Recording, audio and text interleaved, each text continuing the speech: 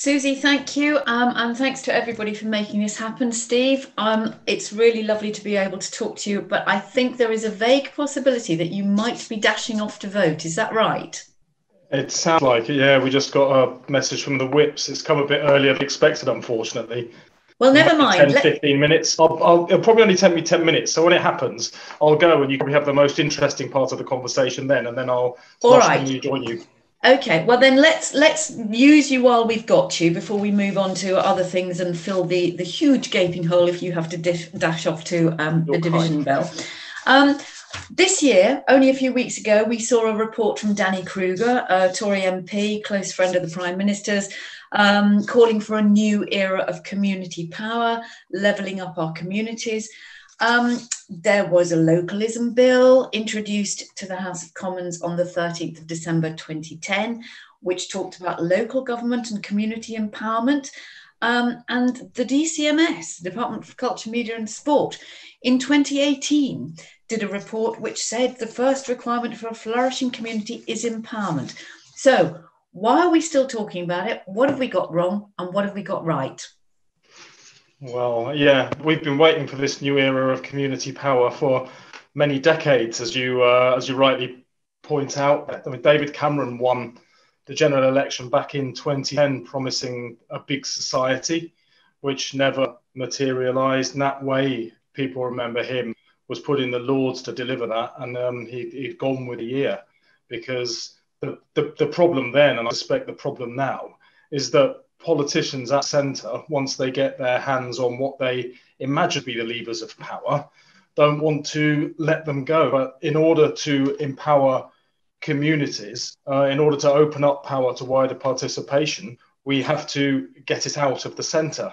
And it seems to be hardwired into politicians here where I am right now in Parliament, that you climb up the greasy pole, get to the top, and then you exercise power over everybody else. The problem with it is it doesn't work. And I think one of the reasons we see the breakdown in trust in politics that is affecting not just our country, but many countries across the world. One of the causes of that is that in a society where information and data is much more open and there's much more scrutiny of politicians and the outcomes of what politicians are doing, people can see that the promises that are made are not all delivered. And I think in my experience, that's not because of a desire on the part of politicians to deceive. It's because the central system simply doesn't work. And perhaps the most recent example of it, but it's a very, very stuck one, is what's happened during this COVID-19 pandemic, where the government has tried to over-centralise PPE distribution, testing, track and trace, shielding, and all of it has failed. They opened up they opened up society and the economy back in June, promising a world-beating test, track and trace system. And here we are now at the beginning of November, looking at a second lockdown, because they never did it. And the reason for that isn't that they don't want to do it, it's they can't do it if you try and run it all through Serco from the centre. The people that know how to do track and trace are the public health experts who understand how their own communities operate and organise and move around and where they gather. And that is the approach that we need to be taking to deal with something like that. So I think the problem is over-centralisation hardwired into our system. And unless you've got politicians elected who are prepared to open up power, it will never change. But that centralisation, Steve, is not just Westminster. It's actually also at local level. Now, you invented cooperative council, or the idea of a cooperative council, when you were at Lambeth, and the question that I always thought when I was working at Lambeth after you'd gone was, well, what's the alternative, an uncooperative council? But actually, there are lots and lots of instances around the country of people in communities who are struggling to do stuff. And it's not just Westminster keeping control, it's the local council. Yeah, you get national centralism, but you get local centralism as well. And, my experience when I was a councillor is that you could wander around some of the housing estate. I was in Lambeth at the time.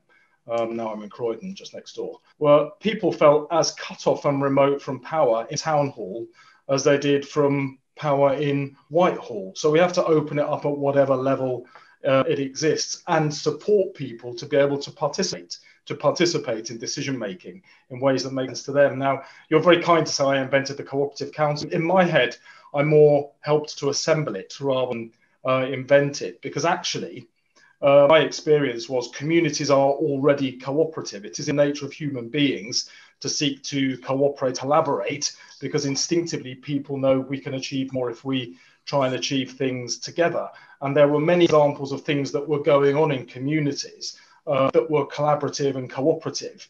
And I kind of remember when it struck me that wouldn't it be better if the council joined in rather than try to suppress this? We've got cooperative communities and we need government to join in with it. I mean, a particular example that really hit me was violent youth crime. It was a problem in the mid-North, and sad to say it's been a problem again more recently. But we had, there was a housing estate in North Brixton, very high levels of deprivation, very high level portion of lone parent families, the vast majority of families and kids living there from BME backgrounds, so we're experiencing racism as well. And too many kids were getting involved in violent youth crime. Too many kids on that estate had died. People there knew the names of people who had been killed by knives, and others that had been injured. And they were desperate to try and do something to support their young people. And they could see the council was pumping money into services that were not making a difference. And I met this one woman, a mother, also a lay preacher in a local evangelical church living on the council estate. I went to speak to her housing officer and asked what she could do as a concerned mum to help support her son. I think he was about 12 or 13 at the time, his friends. And the answer was, well, you don't need to do anything, just leave that to the professionals, they know best. She looked around her and she could see how those young people's lives were not being turned around. They weren't getting the support they needed. So they started to take action for themselves. And our insight was, instead of having communities frustrated and struggling to contribute to, and in this case, to the safety of their own children, and the council doing different over here with all of its money and resources, why not bring two things together? Why not support the communities to take decisions that they will see? They help direct the funding and the resourcing into things that to them are going to have a bigger impact. And we did it, and it did make a bigger impact. So, you can do it, but I think it's not about making communities more cooperative. It's about government at a local, national level choosing to join in. Well, interestingly, we've just had a point from Jennifer Frame, who raises the point that is there a danger that while celebrating communities stepping in to support each other, in some cases the responsibility really does require central action and funding, but government is abdicating a vital role. For instance, free school meals. Not all communities in the UK will be equally able to step in. And I want to bring in Rob Macmillan. I think you're going to ask your own question, Rob. You're from Sheffield, Hallam University, and it relates to the community response to coronavirus. So if you're there, Rob, now is your moment. Yes, hopefully you can hear me. Thanks very much, Jo. Thanks, Steve, for your opening kind of remarks. I'm really intrigued by the community responses to COVID-19 and how varied they might have been across the country. So are there some places where there's stronger community power? Communities have been able to do more in response to COVID-19 than in others. And if there is that variation, kind of what is it that makes the difference? Is it kind of resources and affluence versus deprivation and disadvantage, or is it that there's a good voluntary sector infrastructure or community level infrastructure, social capital, or is it about what how local government approaches these things? What's your view on that, Steve? Yeah, that's a really good question. Just on the previous point that you made before I get onto your question, Rob. I wasn't advocating that communities should be left without resources to do this. I was advocating that the resources that is available to the state, locally or nationally, should be opened up to communities to choose how it's used. Not that they should be left to do it on a shoestring. Nobody would want that. I think, Rob, there's a whole set of reasons why in some areas communities were able to do more than in other areas. I think one of them was the willingness of local authority to involve communities. If communities have to struggle to get involved, they're using up a lot of energy just to get to do something rather than focusing on making the change they want to they want to deliver. And there was definitely a difference between different local authorities, how willing and open they were to participation by communities. I think most of them were pretty good, actually, but there still will be some that see community action and community power as a threat rather than as a support. I think that's less the case perhaps after COVID than it was before, but we need to make sure that's a change that we don't lose. A second one is the capacity of communities to participate, and that is not necessarily linked to levels of deprivation. I think there are cases of where wealthier communities participated less, and where deprived communities participated less. So it can happen in either circumstance, and I think it's more to do with the quality of leadership that exists within a particular community, and how that leadership has or has not been nurtured and supported in the past. So I think councils like Lambeth, Wigan, Barking and Dagenham, where a lot of effort had been made to build the capacity of communities to participate, probably found it easier to support communities to get involved in COVID-19 than perhaps more top-down paternalistic local authorities might have been that were trying to lock up their communities. So I think that makes a change. And final point I'll make there is the quality and strength local voluntary sectoral community infrastructure, because any community needs a resource to participate in COVID or in anything else. And if that's pre-existing and people know how to access it, it was quicker to get going for communities to play a role. And that's a really important point. We've had a message from Matt Leach. So this is research for the All-Party Parliamentary Group on Left Behind Neighbourhoods, which seemed to suggest that much lower levels of mutual aid, where communities had lower levels of social infrastructure and deprivation, and that those areas also are much less effective at levering in external assistance and funding. And Nick Plum, following on from that, says there's community power in every community, it just needs unlocking. But I think, it comes back to this question to both of you really, Steve and Rob. How do you encourage people to, we talk about empowerment, which is a word that has lost all relevance and all meaning, because so often people are feeling powerless, and probably never more so than at the moment where we're going into a second lockdown with something that is, to a large extent beyond our control. But it is about, it's about growing stuff. And if you give people the tools and the infrastructure and the support, they become stronger. And I think one of the things I want to put to you, Steve, is it's allowing people to fail. Yeah, I agree. I think if you can, I think you need to nurture this ability of communities, or the desire of communities to take more control and to use that control. If you take a community that has very little experience of being able to control anything that happened to them, because you've kind of taken this paternalistic top-down approach to trying to intervene and deal with all of their problems for them rather than involving them, their capacity has been reduced. And if you suddenly give them all responsibility, then they'll collapse because of their lack of capacity. So you have to build it bit by bit. So back to the example I referred to before about that estate in North Brixton, when there was a spike in knife crime. What we found was, as they started to get more control over dealing with that problem, not only were their ideas dramatically more impactful at cutting violent youth crime than what the council had been doing previously. I think in a 2-year period, they got 60 young people out of offending just on one estate with very little resource, which was the same as the council had got out of offending across the whole borough with an awful lot of resource. Once they had that experience of taking control of something, they started to push to take control of more things that were affecting their lives or their community. And all of the council then was to support them to incrementally take on a bigger role as their, I guess, confidence as well as their capacity to do it grew. So you mustn't overburden. You must go at the pace that people want to go at. But I think you must have the intention that this is about opening up decision making so that people genuinely can have more control over the decisions that affect them and their lives. And this approach is at its most profound when you're talking about the most marginalized, most vulnerable communities who generally have the least control over their lives and life circumstances to start with.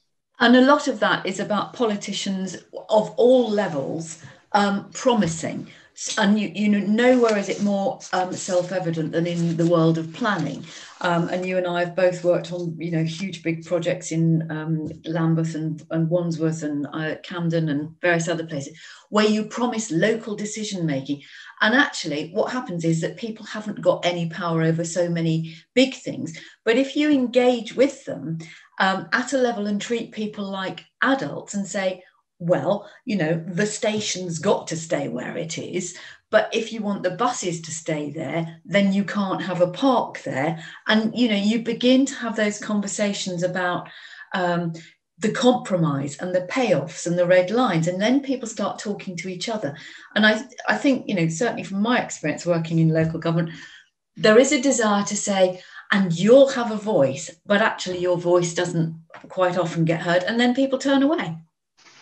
Well, I mean, planning is an interesting one to take, not least because, I mean, somebody mentioned the Danny Kruger report earlier on, but the government's introducing a reform of planning that we refer to as a developer's charter, because it's going to take communities out of having a say over decisions that will affect their local neighbourhoods. So they're certainly not, they're not pushing us in this direction. But the larger point you're speaking to there is about how do you take decisions? The planning system is intended to create the space for a negotiation between competing interests.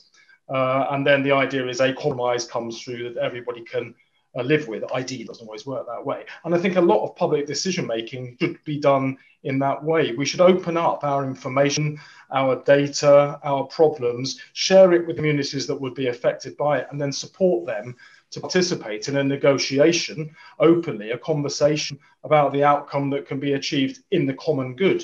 I think our political system as it currently exists militates in the opposite direction of that. We're far too confrontational. It has to be done A or B, black and white. You know, if Conservatives want it, Labour hates it. There's far too much of that set around, and we need to get back to this idea that politics is actually about a negotiation between everybody living in a community or affected by a particular decision, so that we can come to an outcome that is in the common good by respectfully negotiating each other. And I think we've lost some of that culture of respect in our politics, and we need to get it back. Well, Robert, I don't know if you want to come back. I'll come back to you in a minute, but I want to bring some more people and some more questions in. Wendy Main has said, isn't it the case that too often local people are ignored and then they become disinterested? We also have a question from Justin Griggs, who is from the National Association of Local Councils. And he makes the point, or asks the question really, why is the parish and town council tier of local government and model of community power so often overlooked and undervalued by the government and opposition, given it's made up of 100,000 community heroes? And I mean, that does take it outside of the metropolitan council models. You know, parish councils in rural areas and town councils are extremely important for smaller communities, and they are often overlooked. They've definitely got a role. I mean, the first question you said, communities get ignored, then stop participating. That's exactly what's gone on. I think one of the reasons we don't get more people participating is we make it too difficult to participate. And we treat people who want to participate as an irritation or an annoyance, rather than opening up decision making to people. You know, if you're looking at how, and many councils at the moment, the government's continuing to cut their funding. I wish they wouldn't, but they are. So councils are looking at what they do with things like leisure centres or libraries. Well, how much better to open up your books, your data, your user information, the fund that you've got, and let communities that use those services participate in reshaping them to fit with the budgets that everyone has to work with at the moment, rather than just sitting in your town hall, coming up with a solution to a problem that you haven't even shared with everybody yet, and then being surprised when there's a negative reaction at what you propose. Always better to open it up. Always better to assume that the majority of people who will be affected by the decision are fully responsible adults, just like those who are taking the decision, and should therefore be able to participate. The second question was about parishes and town councils. They certainly have a very important role to play, and I respect what they do very much. I think the structures that we have in local government should reflect the aspirations and ambitions of the communities they represent. So I'm not in favour of imposing things from the centre, even devolution. I think it has to be organically developed from the bottom up in ways that make sense to the people who will be be affected by it. But I also think we need to step away a little bit from just looking at structures that politicians will sit inside, because devolution and empowerment has to be about an awful lot more than just shifting decision making from one tier of politicians to another tier of politicians. If it doesn't open up decision making to people widely, then it will fail, because we're still not using that citizen insight, that user insight that can be so critical in making things work better for people. I think we need to be as well looking at how we shift from a provider-led model of decision making to a user-led model of decision-making. That's horrific jargon, and I know that. And what I mean by it, instead of talking about how do we change who gets to take the decisions about all of us, we need to ask instead, how do we allow those affected by a decision to fully participate in what that decision will do, what the outcome will be, how the intervention will be provided that will deliver that outcome, even who will provide it. And I think the more that we shift to letting citizens, local people, public service users have a much bigger say in how decisions affect them, we can move to a more directly accountable and responsive form of democracy that I think has a chance of regaining that trust that's been broken in the system we currently live in. Okay, well, you may well have answered his question, but if David Long is there, are you there, David? Because you have a question. David is an independent urbanist. Is David Long there? Yes, I'm here. Can you Hello. hear? Yes. Would you like to ask your question? I mean, it may be that Steve has partly answered it. Yes, I was just thinking that. But Steve, music to my ears. I wish more of you lot would speak like this, but you don't. My question was based around the fact that I live in a small, well, it's not a small community, but it's a small, it's a sort of well-defined community within the city of Leeds, and we have a council that does like to think that it's working with the community, but it seems to me that devolution is coming to us in Leeds as the West Yorkshire Combined Authority, but it's just produced another tier, and this devolution needs to come from Westminster down to not just the city region, not just the local councils, but to the communities.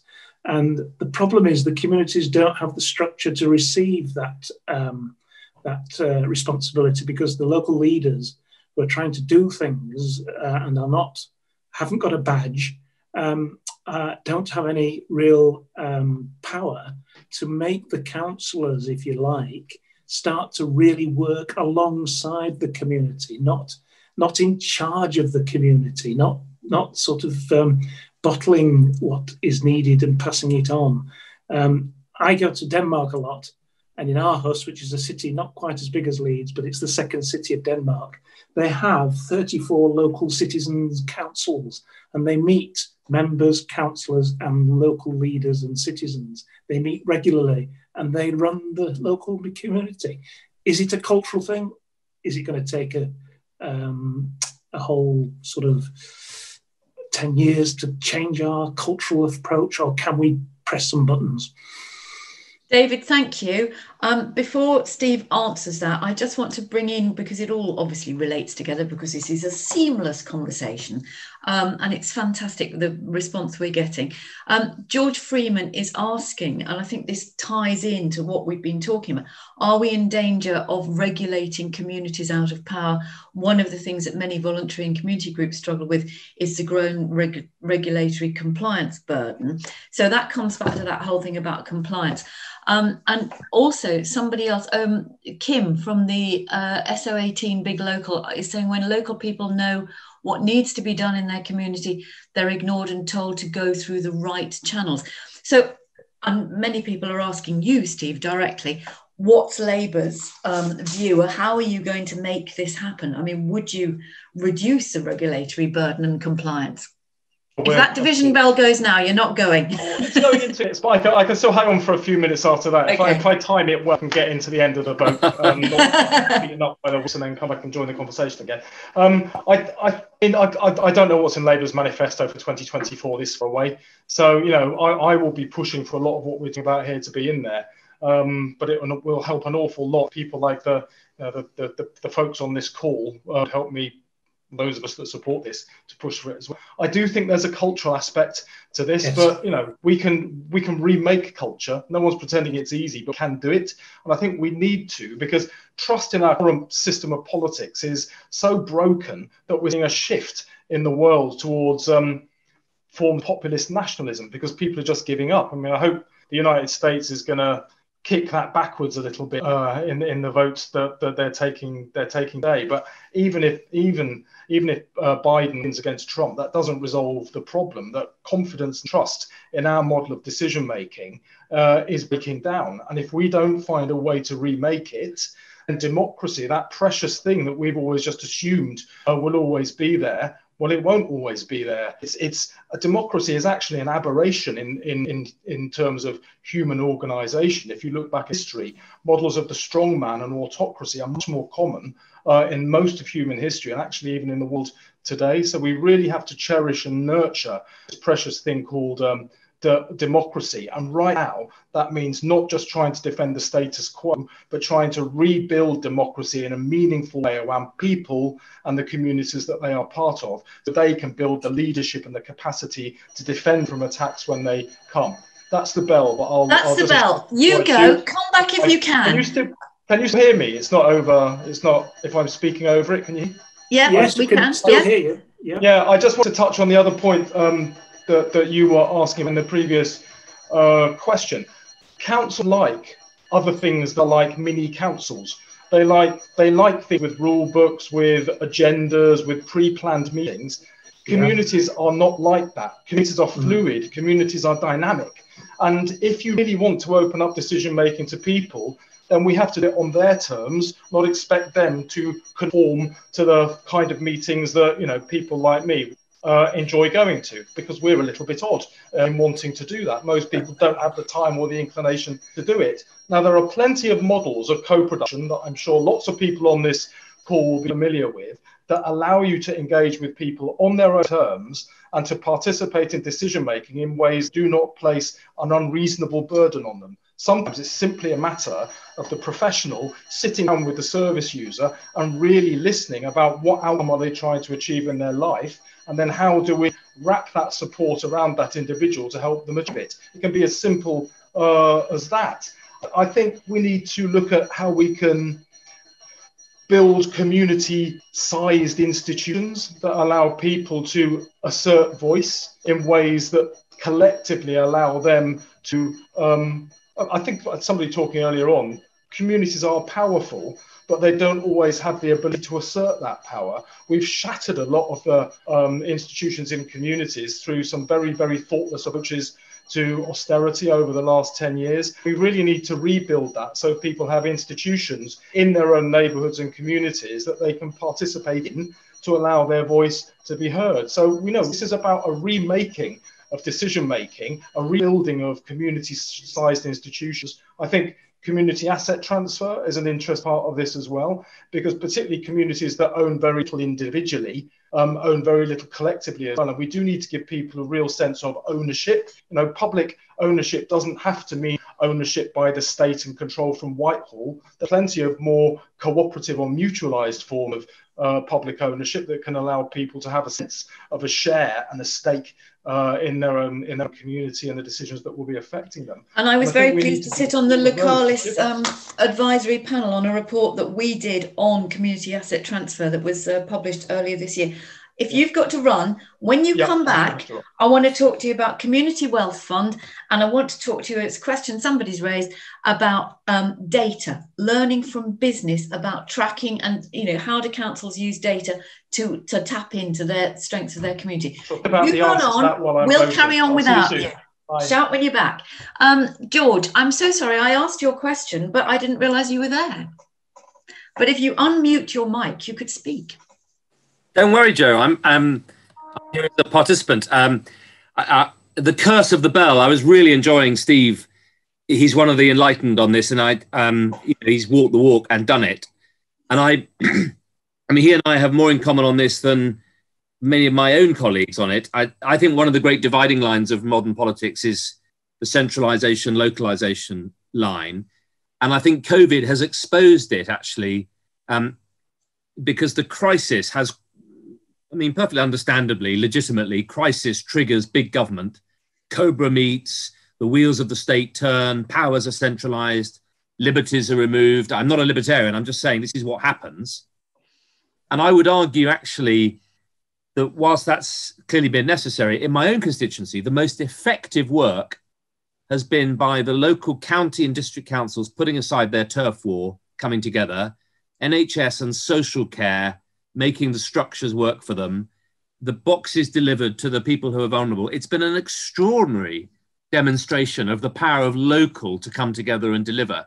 And if I had anything to do with government, which I don't anymore, I'd be turning the pyramid upside down and saying, actually, we'll let each city, county get the balance between disease and economics right, as you see it. And we'll only step in as a government if we really need to.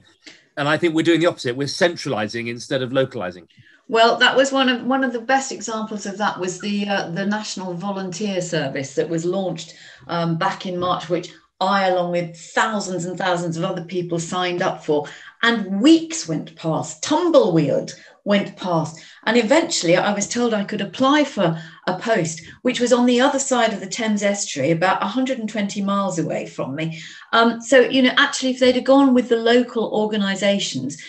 George, stay where you are. I want to go back to Rob, who's been sitting there patiently. Rob, unmute yourself and come back and if you've got anything that you want to add, since your question was a while ago. Yes, I didn't want to come back on that question. I just wanted to reiterate something that George has just said about the kind of cross-party alliances of localisers and centralisers, because I think there is this kind of dividing line in both main parties between what you might call kind of pluralists and centralisers. So part of my kind of question in the chat really around this was this idea about what are the possibilities for people like George and Steve working together in a cross-party alliance in order to pursue this agenda. I mean, I think Danny Kruger broadly is in that kind of same space. I think the Labour Party probably has moved more into that space under the new leadership. So how can you build that to be more of a more powerful alliance in Parliament? I think that's one for you, George. Well, yeah, it's a great question. And the answer is yes, and that's part of what this conversation is about. It's trying to create a space where people like Steve and I and others can come together. More tangibly, as part of the Big Tent development, we have a foundation which is just about to receive charitable status, and then the festival vehicle for organising these events. And the foundation trustees, we've decided that in a world where everyone is now doing digital conversations, we need to really focus harder on our core mission, which is empowerment, renewal, regeneration through getting beyond the Westminster Village, spreading power outwards, and empowering people who don't want to join a political party in order to make a difference.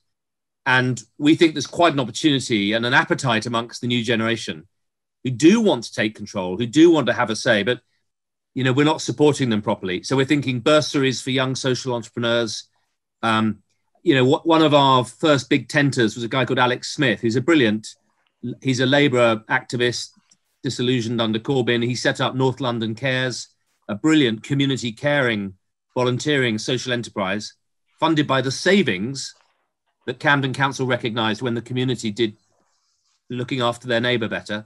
And Alex was awarded recently the Obama Fellowship. Well, that's great, but why don't we award fellowships to people like that?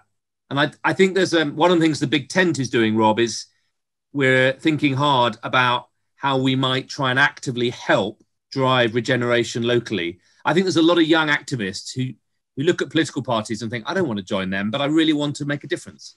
And see, now that's an interesting point, George. And there's a lady called Maggie who put in a question earlier. Now, she is an older lady. She describes herself as a garrulous septuagenarian, but she's a single woman without any children, no living parents. And basically what she says is, I play little part in my community, partly because what interests me is not of interest to people who already have so many people in their lives that they don't have space for new people. Now, I think that's actually quite poignant.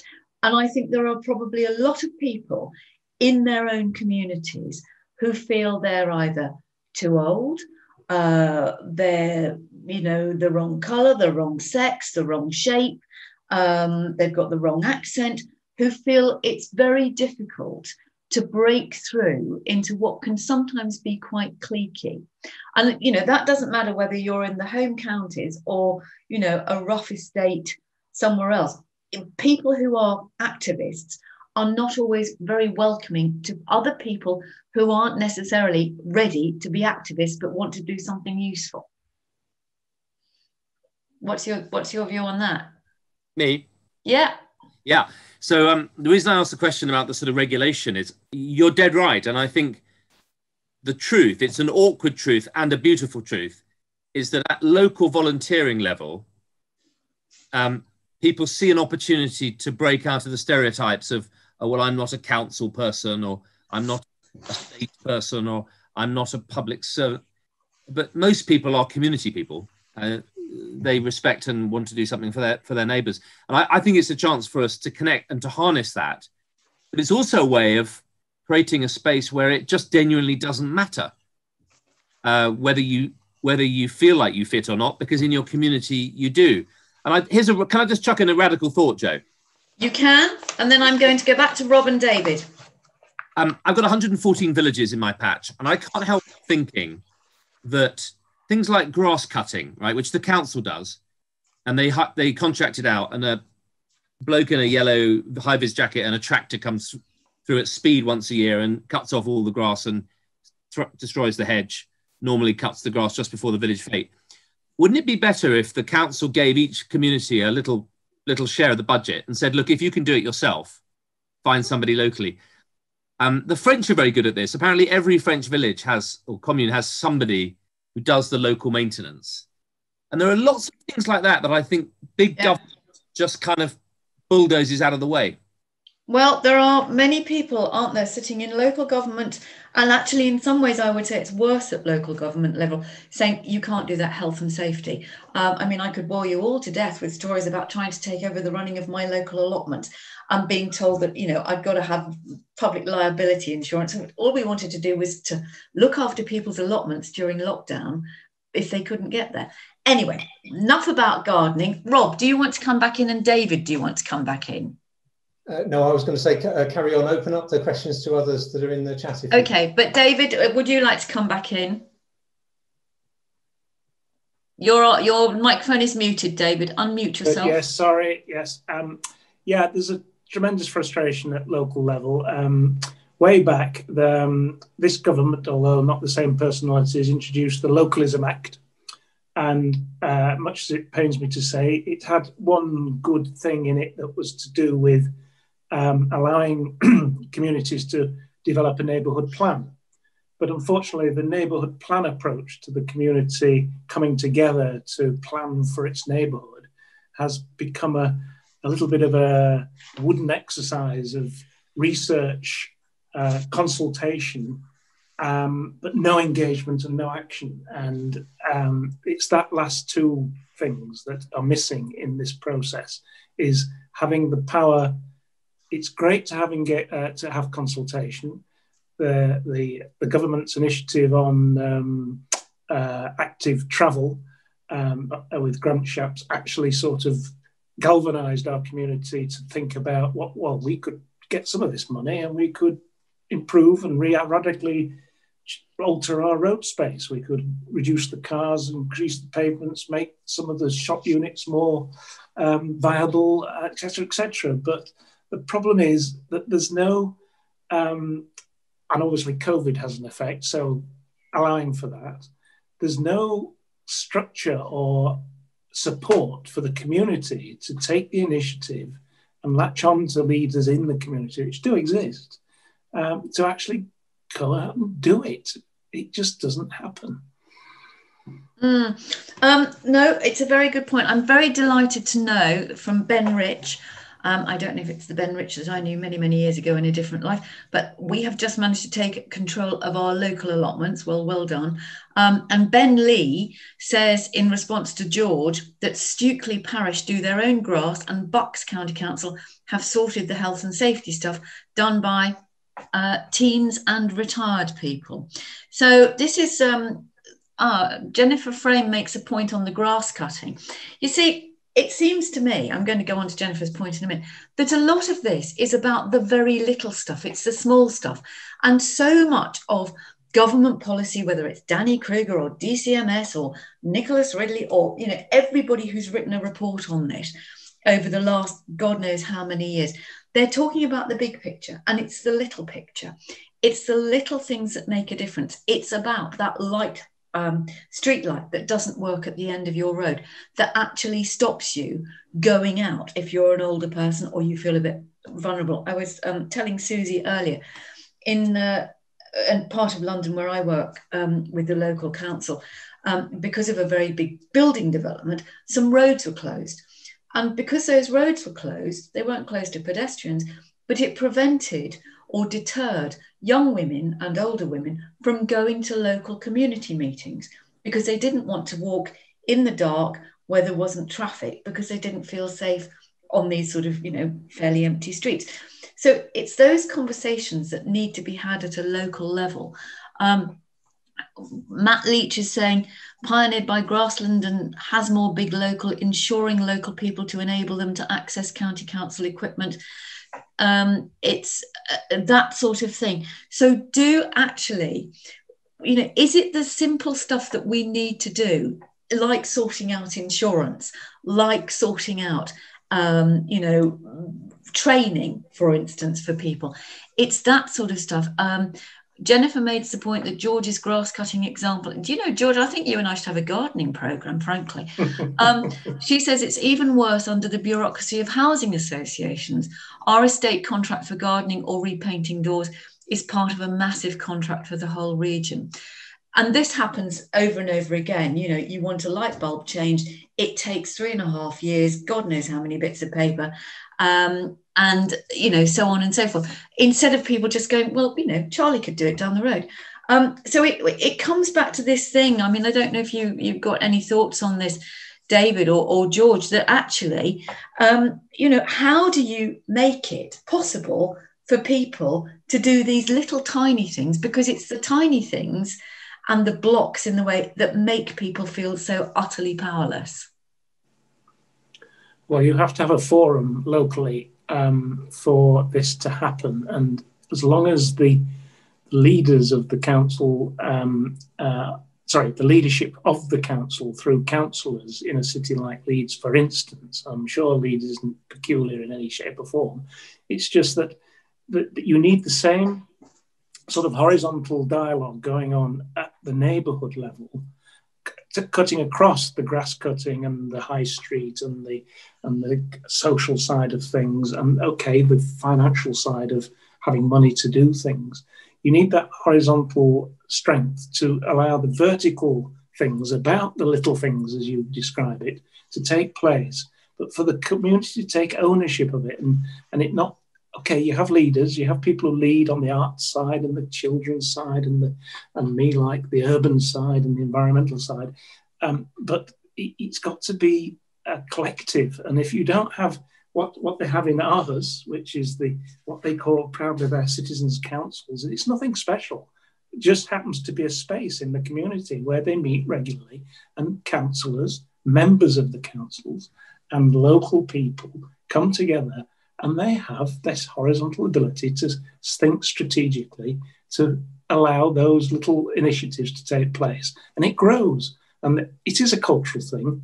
And it may take a whole generation for it to change in this country, but it's going to have to change. And the council at the moment in Leeds is divesting itself of some of the best people they have working with them, because they have a £90 million deficit from last year and a massive hole already because they've spent the funding for this year on COVID-related matters. So if they don't go back down to the communities to get the resources to fill the gaps that are now appearing in the council's ability to deliver, then I don't know, we're lost.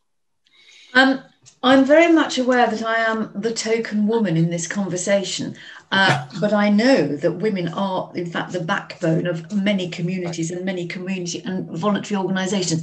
So if there are any of you out there who would like to alter the balance slightly of this conversation, please get in touch and join the conversation. I want to ask you a question, David, in your capacity as an independent urbanist. And I'm going to do most irritating thing here and do name dropping. But I was about to make a series of programmes with the late lamented Robin Cook about the importance of civic space. And I think, sadly, that didn't happen for reasons we all know. But I think one of the things that we have known and has been reinforced since coronavirus is the desperate need for space. It doesn't have to be a great big garden. It doesn't have to be a park. It just needs to be a courtyard, a balcony. It needs to be somewhere that people can be outside and perhaps engage with other people. That's really important. That needs to be put into every planning thing. But as so much space, particularly in metropolitan areas and particularly in London, has now become under private ownership and is excluded from people, we've also lost the civic spaces. And part of that is because, cash-strapped local councils have had to sell off town halls, or they've had to sell off other buildings, libraries and what have you. How important do you think, as somebody who works in the urban environment, is the actual physical space? And I think that ties into what we were talking about earlier, a little bit about the community asset transfer.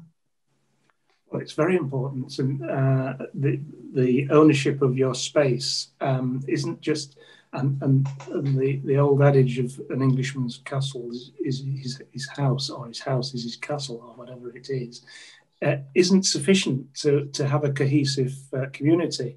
This prevalence of people fencing off their garden space to make it viable for themselves, you see it everywhere. What we need to do is take another example from European countries where they actually they share their private spaces and they make them into community spaces, so that there isn't fences dividing up each little plot into single ownership. They open them up, and that gets round the trick of the private ownership of land, which unfortunately is very often not suitable for people to feel that they have some ownership of, because there's some sort of commercial imperative involved. And I'm generalizing, but in the community level, there's an amazing amount of space that you don't realize is available to be won back from dereliction, from neglect, from absent landlords, all this sort of thing. But all that needs to be done at a local level. The councils can't do it. It's too difficult because it's everywhere. It's a pepper pot. So the local community do need to win back civic space, and civic space clearly is very important, because that allows for the elderly, the disadvantaged, for children, for disabled people to be able to feel part of the community and be safe. And at the moment, we're looking at the high street. We're looking at winning back land, space and places from the vehicles and giving it back to the pedestrians and the people on wheels. Yeah, and we're going to have to rethink how we rebuild cities. And we don't very often, if you see it as an opportunity, we don't very often get the chance to rebuild a city except after a war, of fire, or some dreadful thing. We've now got the opportunity, and I want to bring Steve Reed back in here because he's just returned. Hello, how lovely to see you. Do you want to tell us how you voted? No, it's a secret, isn't it? It'll get published. So yeah. Oh, well, it's very lovely to see you. You're just coming in for the last bit. We're talking about public space, Steve. We've gone through an awful lot of fascinating things here, most importantly about grass cutting and allotments. So we are moving on to gardeners' question time in a bit. But we're talking about public space and community asset transfer, community spaces, shared space. And one of the things that has come up is about how we rebuild. And I was just saying that this is our opportunity post-COVID of redesigning our town centres. Maybe we won't have the commuter going into town. Maybe people will work more locally. Maybe people will be living above the shops, which will in turn support local shops to continue. I mean, is that something that I think, is that playing into, and this is all very fast moving, obviously, but is that playing into Labour Party policy on planning and communities? I hope so. I mean, community asset transfer, when I was at Lambeth, I was involved in what was then the single biggest asset transfer. You'll probably know it, Jo, the old Lillian Base school I know site, it which indeed, became yeah. the Black Prince Trust. Fantastic sports and cultural hub in a very, very deprived community that, because the community had a sense of ownership over it once it transferred, used it to drive social regeneration, you know, cut crime, increased educational outcomes and ability outcomes for young people. It's just dramatic what can be achieved. And I very strongly believe we need more institutions or assets owned by communities that they can use to drive change on their own terms. Very important. I'm sorry I've missed what you were saying about high streets, because we're clearly going to have to reinvent those, aren't we? There's been a shift to online, buying things online. I think even after the pandemic now, we'll never go back to where it was. So we kind of have to reinvent our high streets and what they're for and what's operating in them. I just caught you talking about, you know, working more locally. There's a lot of thought about, can we have more touchdown office spaces where people can go to commute, sort of to avoid commuting, to go and work communally with perhaps some of the shared infrastructure, and the ability to mingle with other people once it's allowed again, but without having to travel all the way across London. Apart from a terrible waste of time, is really unsustainable as well. So I think there are ways like that we can start to reinvent our high streets. We are quite interested before. We put out a document last year. Here it is, from paternalism. Here's one I prepared earlier. Yeah. It was our civil society strategy, from paternalism to participation. A phrase I stole from George Monbiot, but kind of captures what we need to do, I think, with our democracy. And that talks a lot about the community rights to control either assets that are underused or public services that are failing. We need to look at how do we build into the system the ability of people and communities to take back control or to influence decision making in their own direction. There's a lot in there about how we build co-production in as the model by which we take decisions in a more collaborative way. And there's some quite interesting thinking in there that we need to develop further about platform cooperativism. So, you know, if you're looking to set up a small community enterprise or community group or to do a service or to help a community have voice and assert voice, it's very difficult to do it because you don't have access to the back office systems to make it work. And yet in every community, we have a local authority which has all of those things, an IT system, finance system, legal and regulatory systems.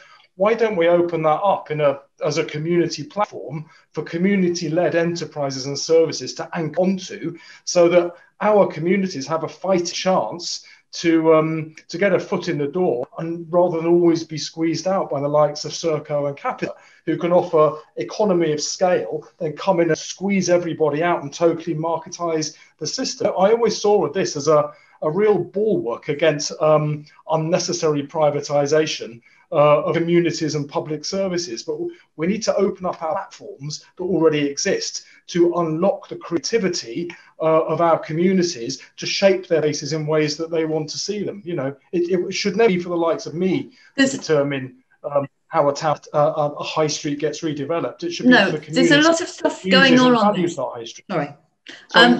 Jo Wills has said, he sent a note saying Centre for London are launching a new project on this topic exactly, community involvement in shaping town centres and high streets.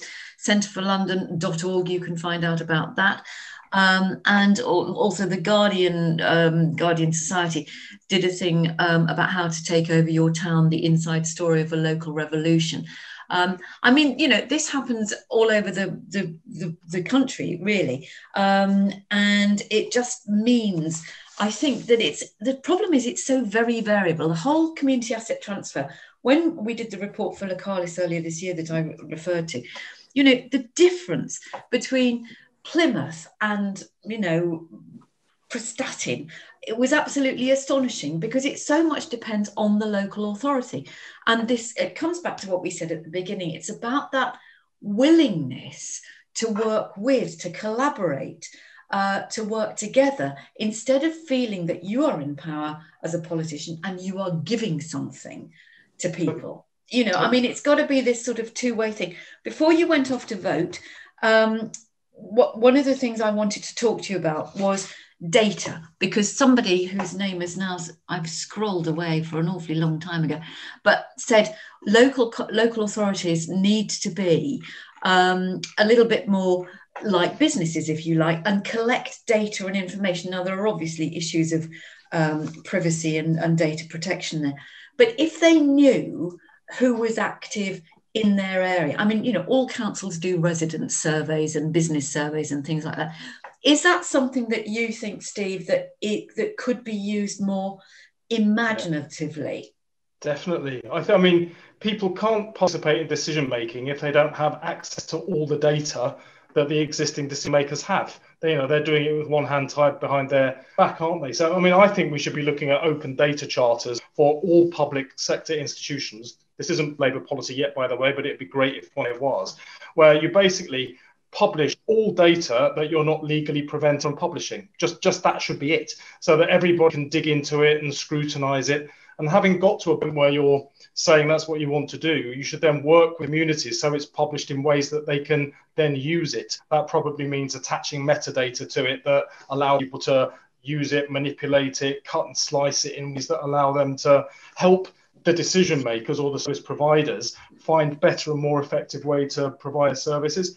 I think that then leads on to another area that I'm very interested in but don't know enough about, but that's data cooperatives, where all of us, corporations and perhaps even the state, collects data about all of us that it then uses in some cases to try and persuade us or manipulate us to do things we otherwise would not choose to do. Now, none of us, you saw that particularly with right-wing news organizations in the United States pushing people behind a Trumpian agenda, but it happens on all sides in particularly the extremes of politics. But it's the same with corporations that want us to buy things we don't really need.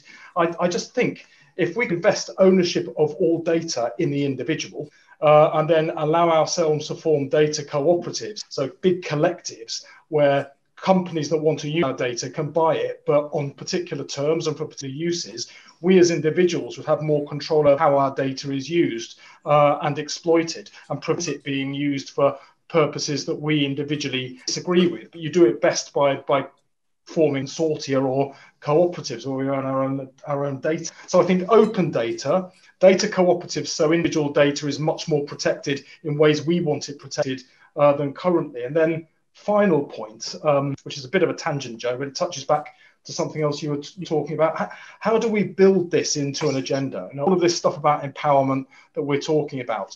What my experience of all of this is there's loads of activity and activism going on in communities up and down the country. Councils are doing bits and pieces of it, but not generally at scale. How do you assemble all of that into a movement that can change politics? And I think it requires us to do something which most people interested in the local don't do. And that's to try and look at it as a national agenda as well as a local agenda. We kind of need to assemble all of the pieces together into a movement that will advocate for the kind of change that will genuinely open up power, participation, and remake democracy in a way that is meaningful for the kind of world that we're in today. Now, I'm involved in something that we're calling the New Power Project that seeks to simply become a network of networks of all the groupings together that are looking to do this. If you want to be involved in it, you can email me. My Parliament email address is relatively easy to find if you Google it. And we're not doing it in just a single party way. We're trying to work cross-party with our parties and organisations that work cross-party on it. But I think if we don't do this, we'll never bed it in. And somehow we need to build a movement around the politics of empowerment, not just hope that one day it will happen. That sounds like you've got another vote, Steve, have you? There is another vote coming, but I spoke to the whips and I'm allowed to stay for this conversation. All right, well, we've only got another couple of minutes. So there's a couple of things. I want to bring George back in a minute, because whilst you were gone, we were talking about pluralism and the cross-party point, which is what you've just talked about this building a movement. There's a couple of things here. that somebody's been asking, Joe Wells has been asking about transfer of resources, and he's talking about the Community Wealth Fund and ask whether you think that's a good idea. Michael Holland is asking about the difference between councils. Can councils be motivated in some way, more power, more money, to collaborate with their communities? Which again, I think comes back into this, how do you motivate councils to change their culture, which, as you and I both know, is one of the biggest challenges. Is money the answer? And George, I want to come back to you in a minute when Steve has answered these points about how do you really take this forward as a proper cross-party, get the politics out the way, talk about people. Steve. Yeah, so I muted myself with the bells going, but I should stop in a minute. I think right. community wealth building is a very interesting part of this wider agenda. I'm very interested in the work that Preston and other places are doing on that. But I think community asset transfer fits into that. And I learned my politics on the streets, having already been, once I've been elected, particularly on the streets of Lambeth and Goodden, where I am now. And people need assets and institutions that they can participate in order to assert voice. So I think community wealth building comes from building institutions, allow people to take back control. As you were saying earlier, Joe, this can't be about politicians giving control. We mustn't see communities as passive in that way. They have power, latent power, and they need to take back the ability to use it and assert it. I think that's a very important principle in all of this.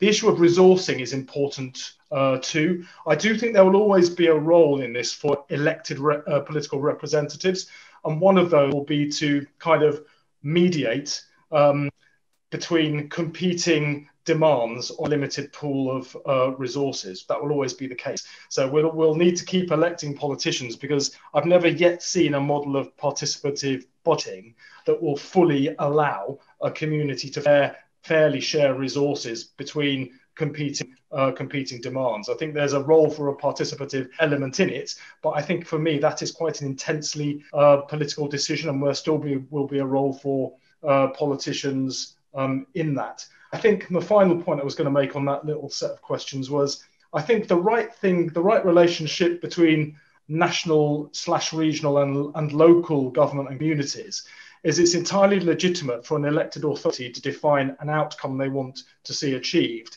But I think it would be far better to deliver it by allowing local areas or communities to choose their own way in which they want to achieve it, rather than always having that mandate from the centre, where you squeeze out the space for innovation and risk, as you were talking about right at the beginning of this conversation, Joe. And I think the more that we allow different areas to innovate, try different things, allowing that some of them will fail, and there may then need to be some support put in. But if we don't allow the risk of failure, we don't allow the risk of dramatic success either. And it's from the successes and sharing that experience around that we can drive things up for everybody. So I think it does talk to a different model of decision-making, democracy, built on a principle of subsidiarity, where you always seek to put decision-making down to the level that is strategically the most sensible but as close as possible to people who will be affected by it. There are some very good examples, the big local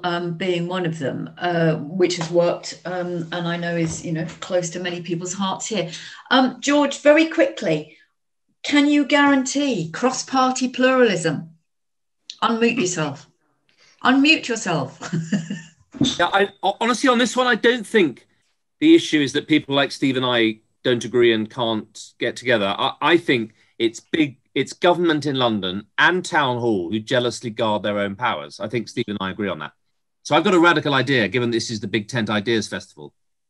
Imagine if we did a sort of community outsourcing equivalent of the sort of compulsory competitive tendering in the 80s, which the Conservatives brought in to sort of smash union, what they thought of as excessive union power, and create markets.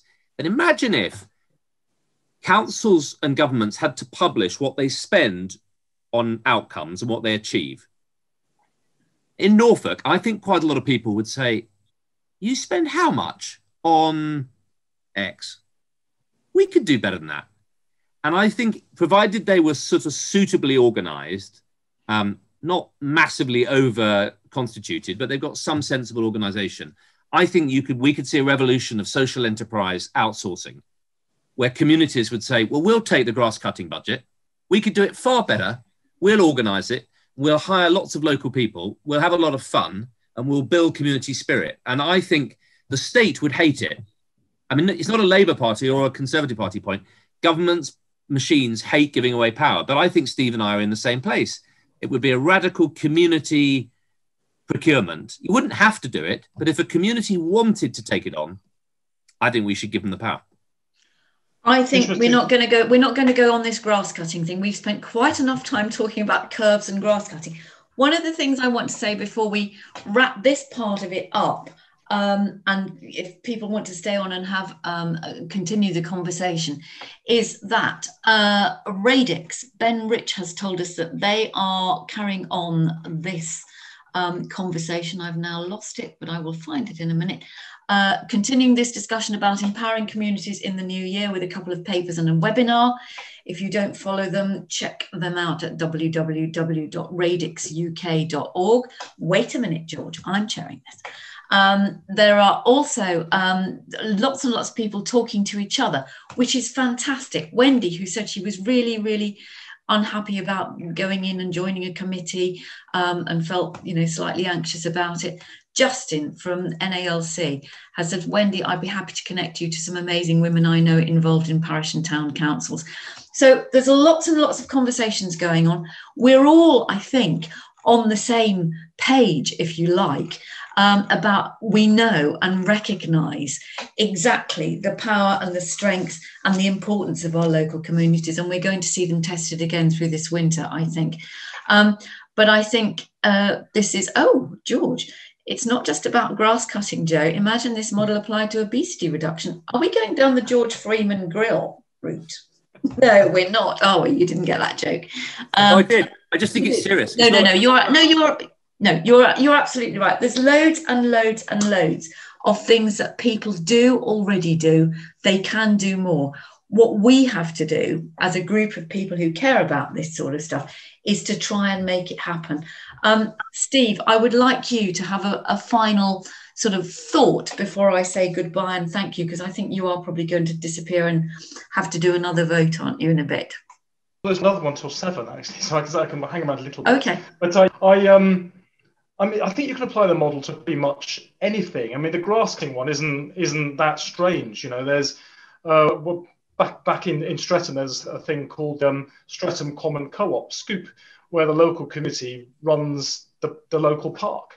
It's brilliant. It's fantastic. You know it, yeah, and you know it. Wonderful. They lever in resource and people that the council never could do. So these things can work. And just to give you a sense of my own bona fides on this, I'm clearly a party political person, but I did a chapter in a book called The Alternative with Norman Lamb, who's a Lib Dem, on this. Very interesting how this agenda cuts across parties. You get people who get it in all parties, and you get people that are wildly opposed to it in all parties. It's almost like it creates a new fissure, a bit different to the traditional left-right, and that makes it all the more interesting, I think. Sort of centralise and empower us. I don't know what the right language would be, but for me, we do need to start looking. This for me is about how do we defend democracy.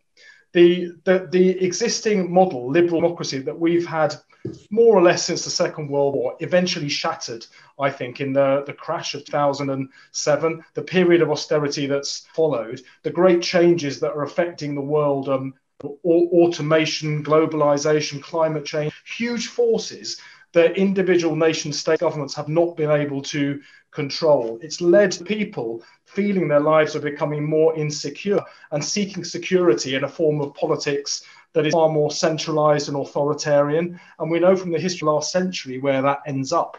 And we can't allow it to go there. We can't just defend democracy as we've known it. We've got to deepen democracy, open democracy up, rebuild it in a meaningful way around people so that they have a real opportunity to shape the kind of lives and world that they want to see. And that means people having a voice and the power to assert it, not just in their communities, but in the public services that they use and in the workplace. We have to use this in the economy as well, so that we can tackle some of the very divisive and invidious forms of inequality are now starting to, I think, cause the big divisions in our society. So this agenda is very, very big indeed. It starts from the local, but you can build up into a new movement to renew democracy and even save democracy. Can I go that far with it? I think I would. But it will involve all of us coming together in a movement that is going to push for this change through the existing system, because we have to break the system open to get power out there into the hands of people so they can really change their lives and their communities. And this change isn't going to happen in Parliament. It's going to happen with all of you in your communities and the organisations that all of us are involved in. But we do really need to come together explicitly to build a movement to open up and transform democracy in this way.